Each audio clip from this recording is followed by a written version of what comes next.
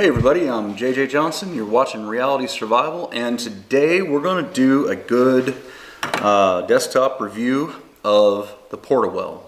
We'll do a follow-up video on this, taking a look at it in the pond, actually seeing it pump and all that kind of stuff. And we're also going to have another video talking about the expansion series as well. Now, some of you guys might be asking yourself, what's a Portawell? You can't have a portable well to take with you somewhere or whatever, because that would be crazy. Portawell is probably the coolest invention in the prepping space, at least in the last decade, in my opinion. I think that this thing fills a massive hole in the industry that just hasn't been addressed. So we're talking about water, obviously, with the name Portawell. This device comes in a bucket, shipped in a bucket just like this, and it is a 12 volt DC pump that has been designed with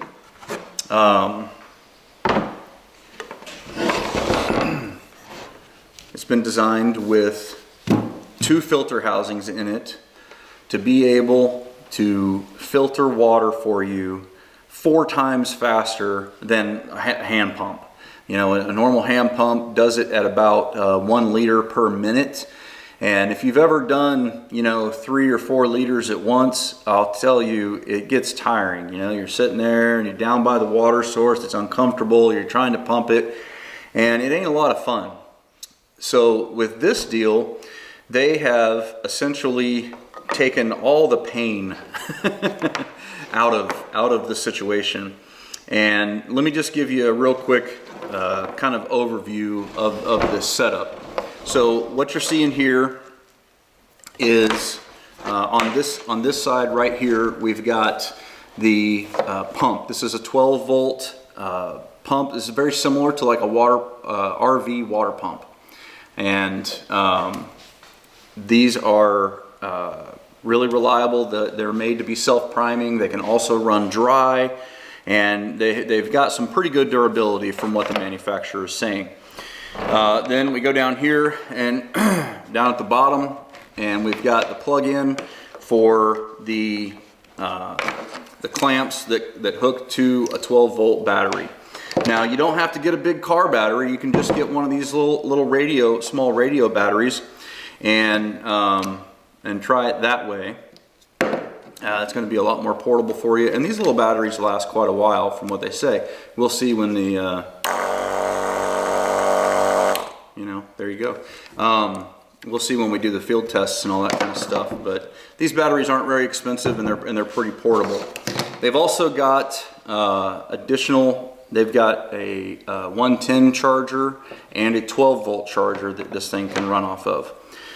So you could have this station set up at your house, for like a long-term grid down kind of thing, or you could take it and use it in a portable situation as well. Now, here's the best part of this thing. The best part of it is I'm going to try to get these loose here. The best part of it is the versatility with the filtering systems. These filter housings might look familiar. And the reason that they would look familiar is because these are the same kind of filters that you can get at your local hardware store for your whole house water system. Okay, these are relatively inexpensive depending on which filter you get, and they're pretty much available everywhere. Now, the unit ships with 3. The unit ships with 3 filters. I'm going to show you the 3 that they've got here.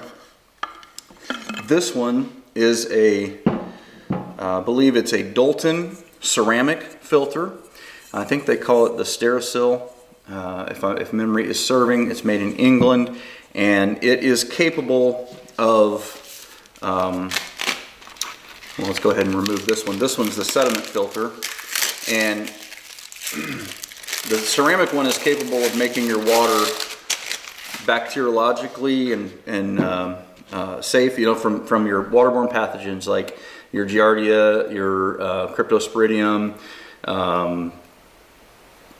bacteria, E. coli, all that kind of stuff. So you've got 3 different systems, or 3 different filters here that you could use with this. And you start with like a sediment filter and run it through that first, so that that gets the water, all the turbidity and everything out of the water. And then if you were going to take the water inside and use it for drinking water, let's say you were pairing this system with like a Alexa Pure Pro water filter, then you could just run it through the activated carbon filter, and then take that water inside and then run it through your gravity filter and then drink it. Or if you wanted to drink the water directly, then you could run it through the activated carbon filter first and then run it through the ceramic. I mean, there's just lots of different options, and I think that's really probably the best thing about this system, is that it's super versatile. And then when you add the expansion pack in there, it's even more versatile, than that. But you can get a variety of different kinds of filters at your local, hardware stores and local big box stores and all that kind of stuff. Or you can get them from their website as well. Now, I'm an affiliate with this company. There's a link to their website down in the description below. You can check that out and see all the different options that they have. But to me, versatility is the best aspect of this. The next best aspect of this is that it was designed to be field serviceable. So a lot of companies, when they design these kinds of things, they do it in a way that requires that you use their proprietary parts. This company did not do that, because they said, I spoke with the designer, and they said that they wanted it to be something that the normal Joe could fix with the limited availability of parts, and or if they wanted to go ahead and pre-buy parts ahead of time in case it breaks, they could do that as well. So you could have additional extra housings, you could have an additional pump motor, some of the stuff you're not going to be able to get, like the bracketry that's made for it, and these housing pieces right here, these are not your typical housing. There's been some engineering and stuff that was changed on the top of this from what it looks like to me. But basically all the parts that you would need to replace, you can pretty much replace. I mean, these are pretty robust. Now, it does come shipped with the elbows not installed. You just have to install those and hook the water on, which is a real easy thing to do. And then it also comes with a little pre-filter for the screen, so when you're sucking the water out, you don't get any big chunks or anything like that in here. Now, one thing that I personally suggested to the manufacturer when we were talking on a live stream is that they might want to consider adding a little bit more hose on here, because it's a couple of feet long. You can get this hose, it's food safe. I think it's 3/8. 3/8 ID by 1/2 inch OD, food safe tubing. Real cheap, anybody can order it. But I'd like to see a little bit longer hose on both sides. Personally, I think that would be a good improvement. But it's super easy. Literally, we're talking about a couple of bucks for you to order that off of Amazon, and you can have it however long you want. So not that big of a deal. So why is this something that we should want as preppers? Well, the reason that you should want this is because you can't store enough water in your house. You just can't. People just don't have enough space, and eventually you're going to run out of that if it was a situation that was a little longer or whatever. So you're going to have to be able to go out and get water, and then you can either, one of two things, you can either get it and then bring it back and then filter it and prepare it, or you can kind of do that at the source or whatever. This gives you both of those options. So you can set this up with a little solar panel, and you could charge, these little batteries with a little solar charger kind of thing. Let me grab one real quick. So this is a little King solar generator. It's not very big, super portable. I could hook a little solar panel with this, and it would be more than sufficient to run this unit. and or charge a separate 12-volt battery. You know, you could get the 110 hookup into it, and you could run it right off of that and then run it off of solar, and it would pretty much last indefinitely. If you had a generator at your house, you'd get that 110 plug-in. It's an accessory that's sold separately, and you could run this thing off of 110. So there's just lots of options there. I think that's a really good thing, and essentially it just gives you a wide variety of potential power sources. You get the 12-volt cigarette lighter. You can run it right out of your car.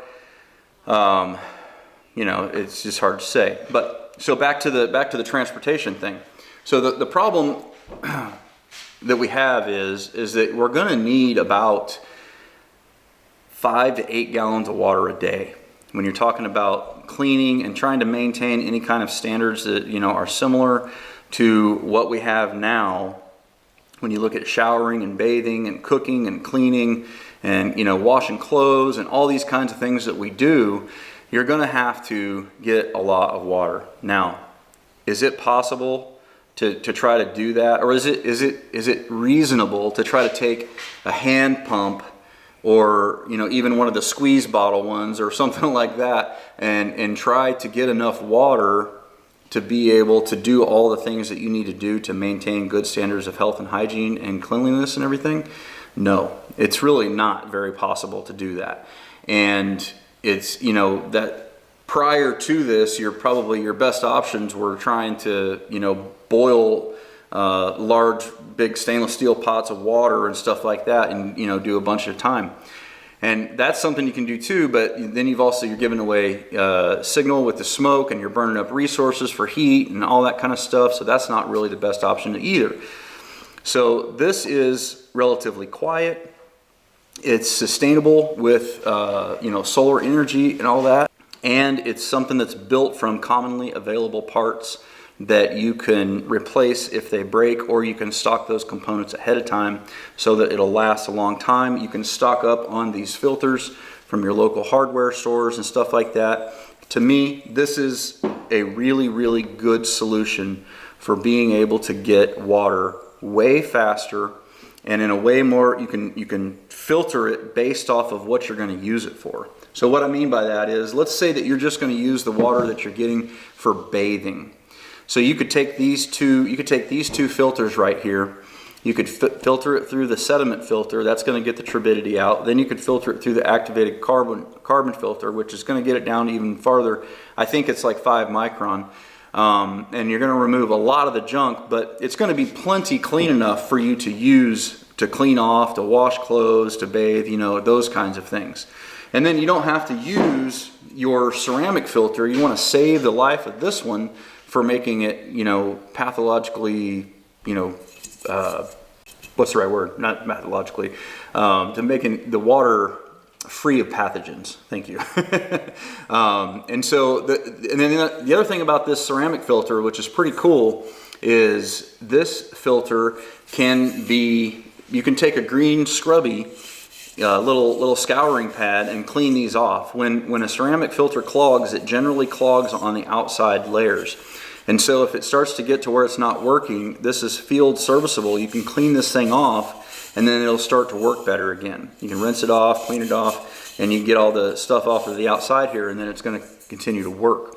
And so they have a longer life because of that. You can use them more than, you know, longer than until if it clogs up, because these are very fine pores in here, and so you have to keep it clean. That's why you want to use some sort of a pre-filter to make sure the water is good before you run it in there. Now my plan is when we go out and do the test, I'll probably go ahead and also use like a bucket and a towel, and take some rubber bands and, you know, affix the towel to the top of it and pour it through the towel, just to make it even a little bit more clean, you know, because you want to save the life of your filter as much as possible, and make sure that it's gonna, you know, it's gonna last and all that kind of stuff. So anyway, guys, go on over to the website and check this out. I really think that, and they've got lots of different options, like I said, with an expansion pack, which I'll show you on another video, and then different different options for filters. I want to say that he told me that he does have an option for radiological contaminants as well.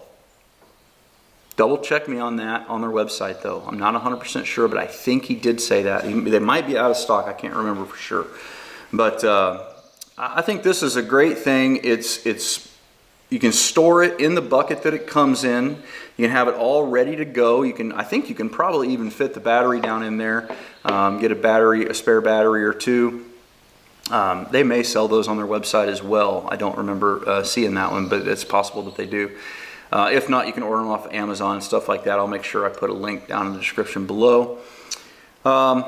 Man, I just don't know what else to say. I think the design on this is awesome. I'm looking forward to doing the field testing on it. I can't attest to exactly how it works yet because I haven't done it, but we're going to do that here real soon, and I think it's probably going to turn out pretty well. So, anyhow, guys, that is that. This is the Portawell. And I think that it is an ingenious solution to the problem of filtering and moving enough water fast enough to make it something that is doable for a long-term situation where you're going to have to be without water. You know, and this is not only something that is that you might have to deal with in a grid down situation. The Substack article that we're writing this week, my daughter and I, is talking about municipal water systems failures, and there has been significant water system failures in Flint, Michigan. There's been some out in Hawaii.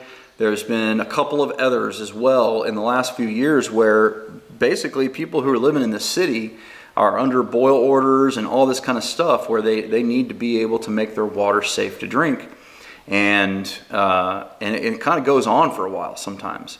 So, you know, these can be used in a variety of different situations. It's not just, you know, the grid down scenario where, you know, no water's coming. It could be because of a municipal water system failure. The other thing they're good for is like RV camping and, you know, glamping kind of thing. Now, you wouldn't want to pack this in a backpack or anything like that, but you could very easily take the 5-gallon bucket and put it in your truck or your SUV and take it when you go out to the woods. You could also put this into like your bug out gear.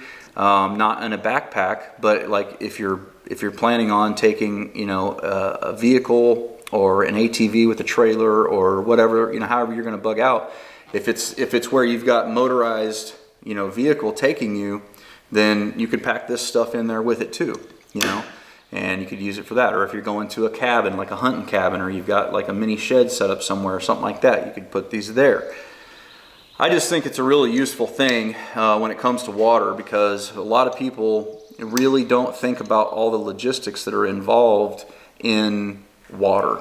And there is a lot of logistics involved in it. It's heavy, it's hard to carry, it's hard to move, it's hard to get out of the source easily. And you know, there's just a lot of factors that play into this. And I think this really fills a hole that hasn't been thought about before. So check it out, see what you think. And if you decide to get one, you're also helping to support this channel. Like I said, I'm an affiliate with these guys, and I think that they've got an awesome idea here that is going to really change the way people are thinking about water, you know, and in prepping type scenarios. So anyway, guys, if you're not following me on Twitter, Getter, Truth Social, and Parler, you should do that. It's at Reality Survival, all one word. All lowercase. So check me out there. Since Elon Musk bought Twitter, it's actually been pretty fun to be back on there. And I've been enjoying it. I think it's probably gonna be a good thing in the long run. We'll see. I'm not holding out too much hope for it, but it's been fun so far. So if you follow me, I'd love to follow you guys back on there. And I think that's pretty much it. Don't forget to live the 6 P's, guys. Proper prior preparation prevents poor performance. Stay safe.